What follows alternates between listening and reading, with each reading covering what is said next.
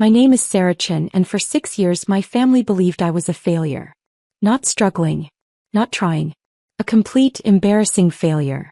The family reunion at my parents' lake house should have been a celebration. My golden child brother Marcus had just made partner at his law firm.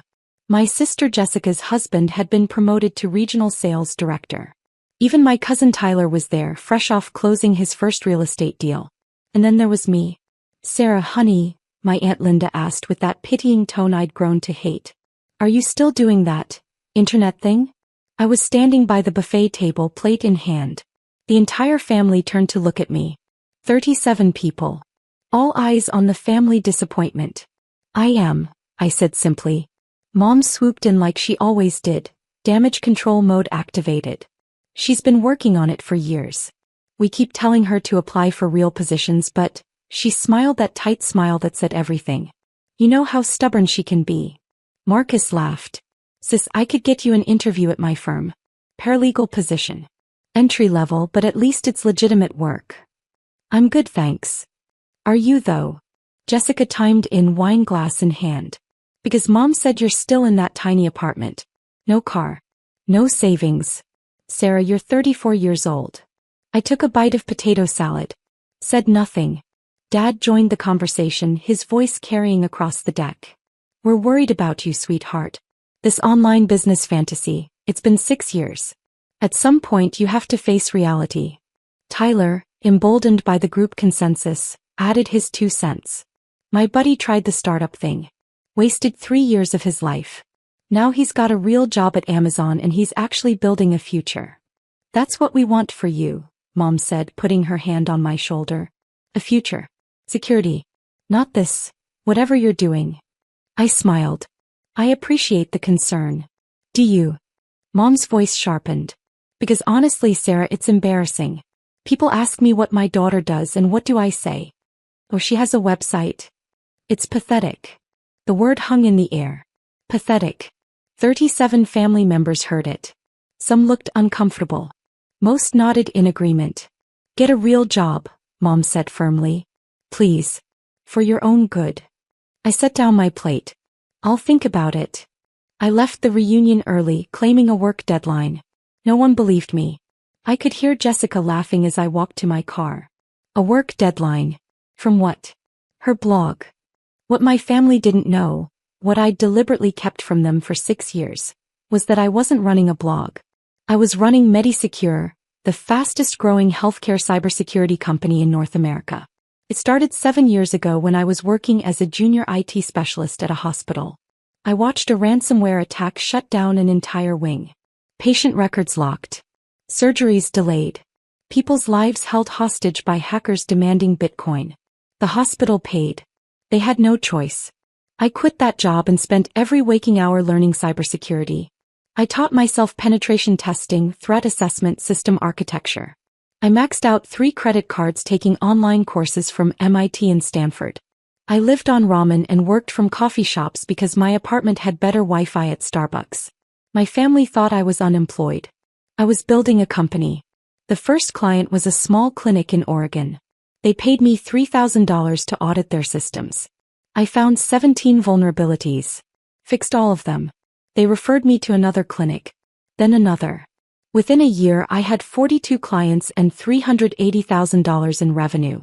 I hired my first employee, Dev, a brilliant programmer I'd met in an online security forum. Then 2 more. Then 5.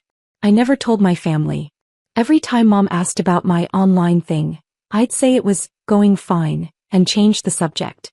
Every time Marcus offered to help with my resume, I'd thank him and decline. They mistook strategy for failure. By year 3, MediSecure had 47 employees and $12 million in revenue. We'd secured contracts with 3 major hospital networks and 2 insurance companies. I'd been profiled in TechCrunch as a rising star in healthcare security. Mom called that day. Sarah, your aunt sent me an article. Someone with your name is mentioned. Is that you? Yeah. Oh, well, that's nice, honey. But you know, these tech things come and go. Marcus says you should really consider. I stopped listening. By year 4 we hit $47 million in revenue. Forbes called me for an interview. I declined. Fortune reached out. I declined. I wasn't ready for my family to know. Not yet. I was still testing them, still watching how they treated me when they thought I was nobody. They failed that test spectacularly. Last Christmas, Marcus gave me a gift card to a job recruiting site. Seriously, sis. Use it. Jessica gave me a book, Never Too Late, Finding Your Career in Your 30s. Mom gave me money. For rent, she whispered. Don't tell your father. Thank them all. The gift card went in a drawer. The book went to Goodwill. The money I donated to a women's tech scholarship fund. By year 5, MediSecure had 340 employees across 4 offices. We'd secured government contracts worth $89 million. My personal net worth crossed $400 million. I owned a penthouse in Seattle, paid in cash, but kept my old apartment for appearances. I drove a used Honda because my family expected it. I wasn't hiding. I was watching. Every dismissive comment. Every pitying look. Every time they talked about me like I wasn't in the room, I remembered it all. The summer reunion was my breaking point. Not because of what Mom said, though. Pathetic certainly stung. It was the look on her face when she said it. Like she genuinely believed I was a disappointment. Like she'd given up on me entirely. I drove back to Seattle in silence, my phone buzzing with family group chat messages. Jessica, I feel so bad for Sarah. 6 years and nothing to show for it. Marcus, we need to stage an intervention. This has gone on too long. Aunt Linda, such a shame. She was so bright as a child. Tyler, my offer to connect her with recruiters still stands. Dad, we'll talk to her at Thanksgiving. Enough is enough. I turned off my phone. 2 days after the reunion, my assistant Emma knocked on my office door. Sarah? Fortune's photographer is here. They want to do the shoot in the main conference room. Right. The Fortune article. 3 months earlier, Fortune magazine had contacted me for their annual CEO of the Year issue. This time I'd said yes. Not because I wanted the publicity. Because I was done being invisible to the people who should have believed in me from the start. The photo shoot took 4 hours. They wanted shots of me in the office with my team standing in front of our server room sitting at my desk. The journalist, Catherine Walsh, interviewed me for 2 hours. Your story is remarkable, Catherine said. Building a $558 million company in 6 years. How did your family react to your success? I smiled. They don't know yet. Catherine's eyebrows shot up. They don't know. They think I run a small website. They've been telling me to get a real job for years. And you let them believe that? I did. Why? I thought about it. I wanted to see who they were when they thought I was nobody. Turns out they're the kind of people who mock failure instead of supporting struggle. Good to know. Catherine's expression shifted. Understanding mixed with something like sadness. When do they find out? When the magazine hit stands. September 15th. That's 2 days from now. I know. September 15th arrived on a Tuesday. I woke up at 6 a.m. to 17 texts in the family group chat. No one had mentioned me yet. Just the usual banter. Marcus sharing a photo of his coffee. Jessica complaining about her kids' school. Mom posting a recipe. I got ready for work. Black pantsuit. Simple jewelry. Professional but not flashy. My phone rang at 7:14 a.m. Dev. Boss, you need to see this. Fortune posted the digital version early. It's already trending on LinkedIn. Good. Good. Sarah, you're about to break the internet. The headline is $558 million net worth at 34. The CEO you've never heard of. They're calling you the next big thing in tech. I'll be in the office in 20 minutes. I hung up and checked the Fortune website. There was my face. Full cover. The headline Dev mentioned plastered across the image. Below it, how Sarah Chin built healthcare's most valuable cybersecurity company, in complete silence. I made coffee, checked email, answered a few Slacks. My phone started ringing. First call, Aunt Linda. I declined. Second call, Jessica. Declined. Third call, Marcus. Declined. Fourth call, Mom. I let it ring 4 times before answering. Sarah. Mom's voice was shaking. Sarah, someone just sent me. Is this real? Fortune magazine. Is this really you? Yes. Silence. Mom. Your father is here. I'm putting you on speaker. A rustling sound. Then Dad's voice, strained and confused. Sweetheart, we don't understand. This article says you're the CEO of Medisecure. It says you're worth. He stopped. It says $558 million. That's correct. But, how? Sir, you've been driving a Honda. You live in that tiny apartment. I own a penthouse in Seattle. The apartment was for convenience. And I like the Honda. Mom's voice cracked. Why didn't you tell us? You never asked what I actually did. You just assumed I was failing. We were worried. No, Mom. You were embarrassed. There's a difference. Dad cleared his throat. Sarah, this is incredible. We're so proud of you. We always knew. Dad, stop. 2 days ago you told Aunt Linda you were planning an intervention. You said, enough is enough. I heard you. Silence. I need to go. I have a board meeting at 9. Sarah, wait. I hung up. The Fortune article went viral. By 9 a.m., it had 47,000 shares on LinkedIn. Tech news sites picked it up. TechCrunch published a follow-up, Why We Missed Medisecure's Rise, and What It Means for Healthcare Security. Bloomberg called my office requesting an interview. My family group chat exploded. Marcus tried calling Sarah. She's not answering. Has anyone talked to her? Jessica, I can't believe this. I gave her a career book for Christmas. Aunt Linda, I feel terrible. I had no idea. Tyler, holy shit. She's richer than all of us combined. Cousin Amy. Wait, when Sarah said she had a work deadline at the reunion, she actually meant it? Uncle Robert, I told her last year she should try selling insurance. Insurance. I'm never giving advice again. Jessica. Mom, what did she say when you called? Mom, she hung up on us. Marcus, she has every right to be angry. We treated her like a failure. Jessica, You gave her a job recruiting gift card, Marcus. Marcus, you gave her a career guidance book, Jess. Dad, everyone calm down. We'll fix this at Thanksgiving. Marcus, Thanksgiving is 2 months away, Dad. Jessica, what if she doesn't come? No one responded to that. The media requests didn't stop. Forbes wanted a follow-up interview. Bloomberg wanted me for a panel. 3 different podcasts requested appearances. A literary agent called about a book deal. I declined everything except one. A profile piece for Tech Week about building a company in secret. The journalist, David Park, asked the question everyone wanted answered. Why hide your success from your family? I leaned back in my office chair. I wasn't hiding. I was observing. People reveal who they are when they think you have nothing to offer them.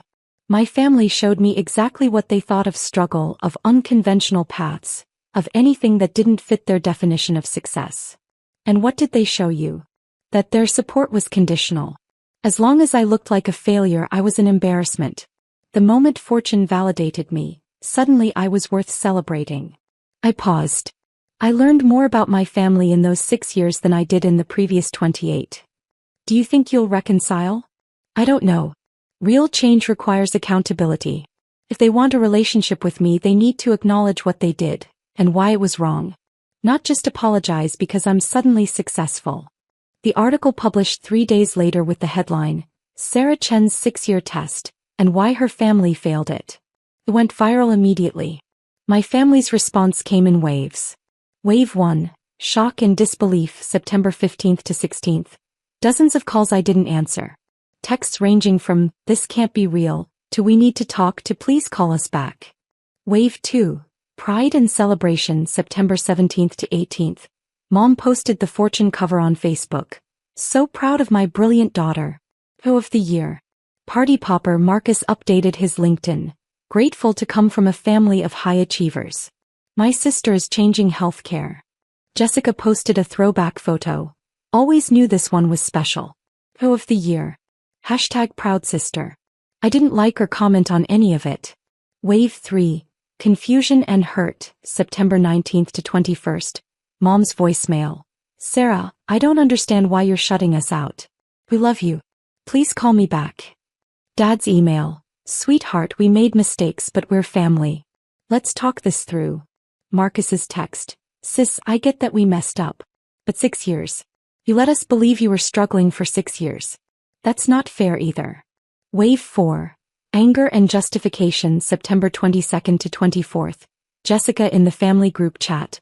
Honestly, Sarah is being dramatic. We were worried about her. That's not a crime. Aunt Linda. I agree. We didn't know. How could we? She lied to us. Tyler. If she wanted support, she should have told us what she was actually doing. I screenshot that entire conversation and sent it to my lawyer. Save this. I might need it later. September 28th. My assistant Emma buzzed me. Sarah, your mother is in the lobby. She doesn't have an appointment, but she says she'll wait as long as it takes. I checked my calendar. Back-to-back meetings until 6 p.m. Tell her I'm unavailable today. She can schedule an appointment like anyone else. Emma hesitated. She's crying, Sarah. I closed my eyes. Took a breath. I'll give her 15 minutes at 6:15. Okay. At 6:15, Mom walked into my office. She looked smaller somehow. Older. Her eyes were red. Sarah. She stopped just inside the door. Your office is beautiful. Thank you. I've been sitting in that lobby for 9 hours. I had meetings. She nodded. Sat down across from me. For a long moment, neither of us spoke. I read the Tech Week article. Mom finally said. The one where you said we failed your test. And?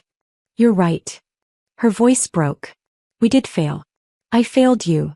I waited. When you said you were starting a business, I was scared. Your father and we came from nothing. We worked so hard to give you kids stability, security. The idea of you throwing away guaranteed employment for some gamble, it terrified me. So you decided to make me feel worthless instead of supporting me through that gamble? I thought I was protecting you. No, Mom. You were protecting yourself. From the embarrassment of having a daughter who didn't fit your neat little definition of success. Tears rolled down her face. I called you pathetic. At the reunion. In front of everyone. You did. I will regret that for the rest of my life. Good. She flinched. I leaned forward. Mom, for 6 years I showed up to every family event. Every holiday. Every birthday.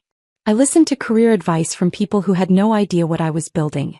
I smiled through pity and judgment and unsolicited job offers. I watched you brag about Marcus's partnership and Jessica's husband's promotion while treating me like the family embarrassment. I know. I'm not finished. My voice was steady but hard. The only reason you're here, the only reason any of you care, is because Fortune magazine validated me. If that article hadn't published, you'd still think I was a failure. You'd still be planning that intervention Dad mentioned. Mom covered her face with her hands. So here's what I need you to understand, I continued. I don't want your pride now. I don't need your bragging on Facebook or your celebration posts.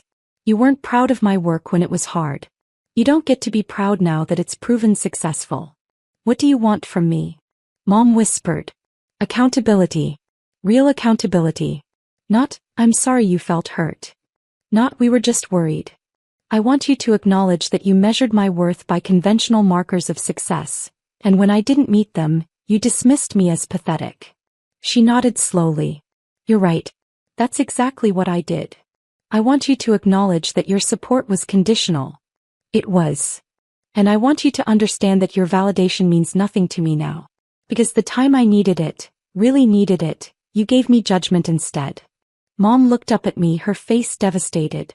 So what now? Are we done? Is that what you're saying? I sat back. I don't know. That depends on you. On all of you. What do we need to do? Sit with what you did. Really sit with it. Understand why it was wrong, not just because I turned out successful, but because I was your daughter and I deserved support regardless of the outcome. And then maybe we talk. But Mom, I held her gaze. If you can't do that work, if you can't fundamentally examine why you treated me the way you did, then there's nothing to talk about. I've built an incredible life. I have a team that believed in me from the start.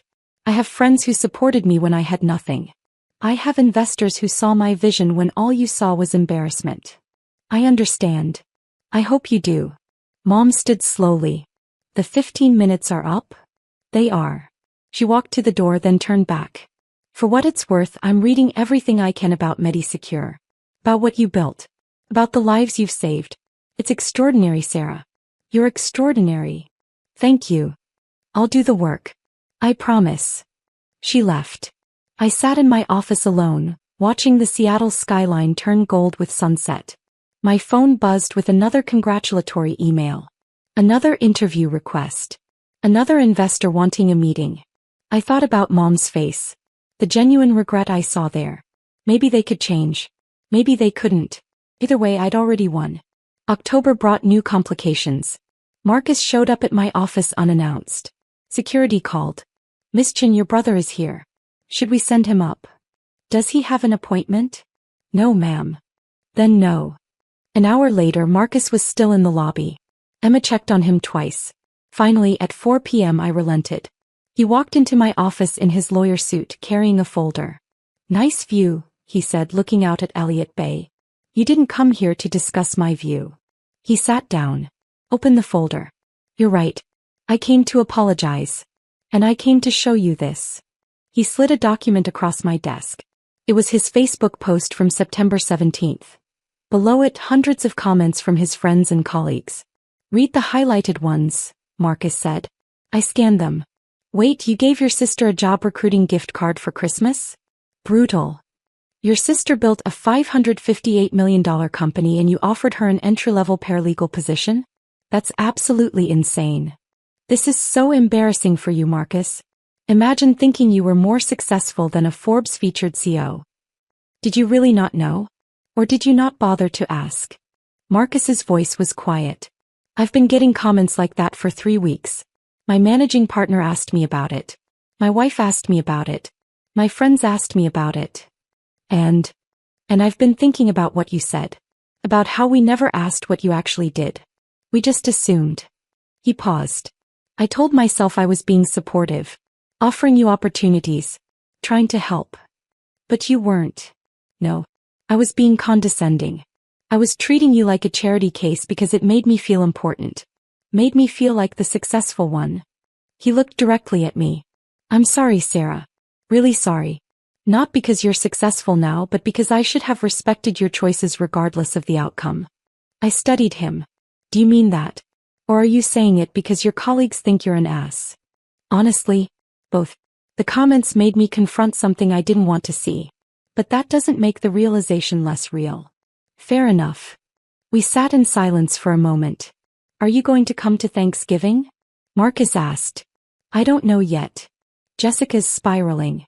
She's convinced you hate her." "I don't hate her. I'm disappointed in her. There's a difference. She gave you a career book." "She did." Marcus laughed, but it was humorless. "God, we really were terrible, weren't we?" "Yeah. You were." He stood up. "Well, for what it's worth, I'm reading everything about MediSecure. Your HIPAA compliance architecture is brilliant. We use similar frameworks in our corporate compliance practice." "Thank you. And Sarah." He paused at the door. "I know I don't deserve it, but I'd really like to have my sister back. The real one. Not the version we made up in our heads. We'll see." After he left, I sat with that conversation. Marcus had always been the golden child. The one who did everything right. For him to publicly admit he'd been wrong, that meant something. Maybe not enough. But something. November 15th, 2 weeks before Thanksgiving, I received a FedEx envelope at my office. Inside was a handwritten letter from Dad. 8 pages, front and back. It started, "Sarah, I've spent the last 2 months thinking about the father I wanted to be versus the father I actually was." He detailed every moment he could remember where he'd dismissed my dreams. Every time he'd suggested I be realistic. Every time he'd implied my path was foolish. "I told myself I was being practical," he wrote. "But the truth is I was scared. I worked in the same factory for 35 years because it was safe. I never took risks because I couldn't afford to fail. When you decided to take that leap, it threatened everything I believed about security and stability." The letter continued. "But here's what I didn't understand. My fear wasn't wisdom. It was just fear. And I let that fear poison the way I saw your courage. Because that's what it was, Sarah. Courage. You risked everything to build something that mattered. You spent 6 years working harder than I ever worked, and instead of being awed by your dedication, I called it a fantasy." On page 6, his handwriting got messy, like he was crying while writing. "When you hung up on your mother and me, I was angry. I thought you were being unfair. But then I read that Tech Week article. The one where you said we failed your test. And I realized you're right. We did fail. Not because we didn't support your business, but because we didn't support you. Actually, the brilliant, driven, visionary woman you are. The last page was simple. I don't expect forgiveness. I don't expect you at Thanksgiving. I don't expect anything. But I want you to know, I'm proud of you. Not because fortune said I should be. I'm proud because you saw a problem in the world and you fixed it. You saved lives. You built something that matters. That's who I raised, even if I forgot that somewhere along the way. I love you, Dad. I read the letter 3 times. Then I called him. Sarah. His voice was tentative. I got your letter. And I'll be at Thanksgiving. But Dad, I paused. I'm not the same person I was before. I won't tolerate pity or condescension. I won't let anyone treat my success as a fluke or my 6 years of silence as deception. Understood. And if anyone, makes a comment about how I should have told them sooner, or how they always knew I'd be successful, I'm leaving. I'll make sure everyone knows. Good. Thanksgiving Day arrived cold and clear. I drove to my parents' lake house in my Honda, because I genuinely liked that car, and arrived at 2 p.m. The entire family was already there. 37 people. The same 37 who'd witnessed Mom call me pathetic 3 months earlier.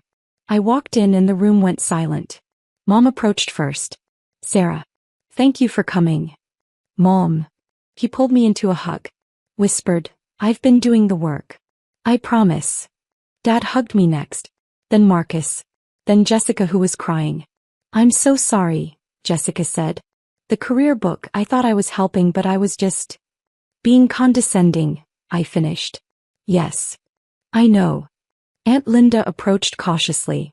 Sarah, I owe you an enormous apology. You do. I've been reading about MediSecure. About the hospital ransomware attacks you've prevented. You've saved lives.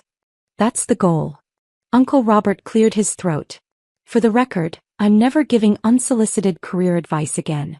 My insurance suggestion was ridiculous. I offered. I was going to say idiotic, but yes. A few people laughed nervously. Tyler approached with his wife. Sarah, I tried to get you job interviews at Amazon. Amazon. When you could buy Amazon's healthcare division with pocket change. To be fair, I couldn't actually buy it. But I appreciate the apology. Slowly the room relaxed. Conversations started. People asked genuine questions about MediSecure, about healthcare security, about my team. Not, how much money do you have? But what problem are you solving? During dinner, Dad stood up with his wine glass. I want to say something, he announced. The room quieted. 3 months ago, we all sat around this table and dismissed Sarah's work as pathetic. We mocked her dreams. We questioned her choices. He looked at me. We were wrong. Completely, utterly wrong. And I want to publicly apologize to my daughter for failing to see what was right in front of us. A brilliant woman building something extraordinary. Hear, hear, Marcus said, raising his glass. But more than that, Dad continued, I want to apologize for making our support conditional.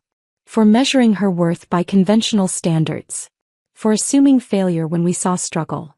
His voice cracked. Sarah, you deserved better from us. And I promise we'll do better going forward. The room was silent. Then my cousin Amy stood up. I'd like to say something too. Sarah, I'm a teacher. I make $47,000 a year. You make, well, considerably more. But you've never once made me feel less than. You've never once acted like my career is less important than yours. That's the kind of success that actually matters. Others nodded. Marcus stood next. Sarah tested us for 6 years. And we failed. Spectacularly. But she gave us a gift with that test. She showed us who we are when things don't go our way. That's a hard truth, but it's one we needed to face. Mom stood last. I called my daughter pathetic. I will carry that shame for the rest of my life. But Sarah, if you let me, I'd like to spend the rest of my life proving I can do better. I stood up slowly. 37 pairs of eyes on me. I appreciate the apologies, I said. I really do. But I need you all to understand something. I didn't build MediSecure to prove you wrong. I built it because healthcare security mattered. Because people were suffering. Because I saw a problem I could solve. I looked around the room. Your validation wasn't the goal. It was never the goal. I learned to find my worth in my work, in my team, in the lives we save. That's what success actually is. But I paused. I also learned something else. I learned that I deserve people in my life who support me unconditionally, who celebrate effort, not just outcomes, who see struggle as growth, not failure. So moving forward, that's what I need from all of you. Not pride because fortune said so. Not celebration because I'm wealthy. But genuine respect for the work itself. For the journey. For the person I am, regardless of the numbers attached to my name. Mom was crying. Dad was nodding. Marcus raised his glass again. To Sarah, he said. The CO we needed but definitely didn't deserve. The room laughed. Clinked glasses. To Sarah, they echoed. I smiled. It felt real this time. Later that evening I stood on the deck overlooking the lake. My cousin Amy joined me. That was intense, she said. It was necessary. Are you going to forgive them? I thought about it. I don't know. Forgiveness isn't a light switch. It's a process. They hurt me deeply. They made me question my worth for years. But they're trying. Really trying. That counts for something. Amy smiled. For what it's worth, I always thought you were brilliant. Even when I didn't understand what you were doing. Thank you. And Sarah? That test you created, that was genius. Cruel maybe. But genius. I laughed. I prefer to think of it as strategic. Whatever helps you sleep at night, CO. We stood there in comfortable silence, watching the sun set over the lake. My phone buzzed. Text from Dev. Boss, Bloomberg just published their tech predictions for next year. They're calling Medisecure the most important healthcare company in America. Thought you should know. I smiled and put my phone away. The validation was nice. But it wasn't why I built this company. I built it because it mattered. And that, more than fortune covers or family apologies or $558 million net worths, that was the real success. Medisecure expanded to 520 employees. We opened offices in Boston and Denver. Our annual revenue hit $180 million. Mom started volunteering with a nonprofit that helps women start businesses. She called me once a week, not to brag to her friends but to actually ask about my work. Dad joined a therapy group for parents who'd struggled to support their children's unconventional paths. He sent me articles about it sometimes. Thought this was interesting, he'd say. Never preachy. Just growing. Marcus and I had lunch once a month. Real conversations. Brother and sister, not lawyer and charity case. Jessica took longer. But eventually she apologized for real. Not the surface stuff but the deep acknowledgement of how her judgment had hurt me.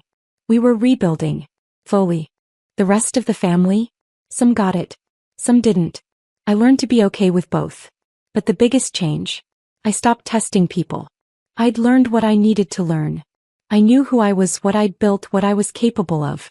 I didn't need to prove anything anymore. Not to my family. Not to anyone. Fortune magazine called in March for a follow-up feature. 1 year later, how Sarah Chin changed healthcare and her family. I agreed to the interview. Catherine Walsh asked the question everyone wanted answered. Do you regret the 6 years of silence? Would you do it differently? I thought about it carefully. No. I wouldn't change it. Those 6 years taught me everything I needed to know about resilience, about self-worth, about building something meaningful without external validation. My family's doubt became my fuel. Their dismissal became my motivation. And now that they know, now they get to be part of my journey. But on my terms. With boundaries. With mutual respect.